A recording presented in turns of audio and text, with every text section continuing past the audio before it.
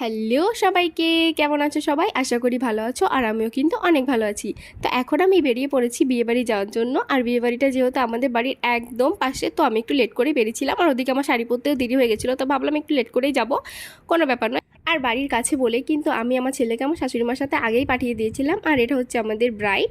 তো আমি আসার আগে কিন্তু বরযাত্রী এখানে এসে গেছিলো। তো এটা হচ্ছে আমাদের বর। আর আমি ভাবলাম যে বিয়ে এখন অনেক দেরি আছে, তো একটু বাইরের থেকে ঘুরে আসি।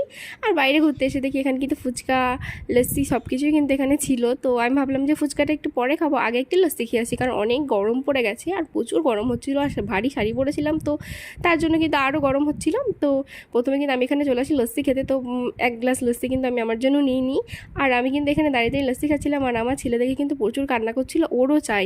আর এটা তো ঠান্ডা, তো আমি ভাবলাম ওকে দেবো না, কিন্তু এতটাই কান্না করছিলো যে আমি দিতে বাধ্য, তো ওকে একটুখানি দিয়েই দিলাম। তো দেওয়ার পর কিন্তু ও আবার খাওয়ার জন্য কান্না করছিল। আর আমি বললাম যে তোকে আর দেবো না আমি, এবার তুই আমার কোলে আয়। তো তারপর ও আমার কাছে আসে, আর আমি কিন্তু লস্যিটা পুরো শেষ করে এভাবে একটু বাইরের দিকে ঘুরে আসি। এটা হচ্ছে বিয়েবাড়ির গেট, আর এই গেটের পাশেই কিন্তু আমাদের বাড়ি। তো আমি আমার ছেলেকে নিয়ে কিন্তু বাড়ি এসে গেছিলাম, আর ওকে একটু ভাত খাওয়াবো বলে।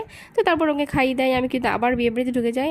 আর তারই পরে কিন্তু আমি এখানে খেতেও বসে পড়ি, তার কারণ আমি কিন্তু ফুচকা পাইনি। আর এটা কিন্তু আমার খুবই মন খারাপ ছিল যে আমি ফুচকা পাইনি। তাই আমি ভাবলাম ওদের রিসেপশনে গিয়েই কিন্তু একবারে ফুচকাটা খাবো, তো ওটাকে তুলে রেখে দিলাম খাতায়। তো তারপরে আমি কিন্তু খাওয়া দাওয়ার পর এখানে এসে গেছিলাম বিয়ে দেখতে। আর এখানে বিয়েতে এইগুলো কী রিচুয়ালস আমি কিন্তু জানি না, তার কারণ আমার বিয়ে এভাবে হয়নি। তো আমি এগুলো জানিও না, তবে একদমই জানি না সেটাও বলাও ভুল হবে, কিছু কিছু জানি। আর আমি আর আমার ছেলে কিন্তু বইয়ের সিংহাসনে বসে বসে বিয়ে দেখছিলাম আরাম করে। তো এখানে বিয়ে কিন্তু আমি পুরোটা শেষ করতে পারিনি, তার কারণ আমার পায়ে প্রচণ্ড যন্ত্রণা হচ্ছিল, আর আমার ছেলেরও ঘুম পাচ্ছিল আর আমারও ঘুম পাচ্ছিল। তো ভাবলাম যে চলো এখানে বাড়ি চলে যাই, বিয়ের পুরো দেখবো না। তো চলো ভিডিওটা এখানেই শেষ করি, টাটা।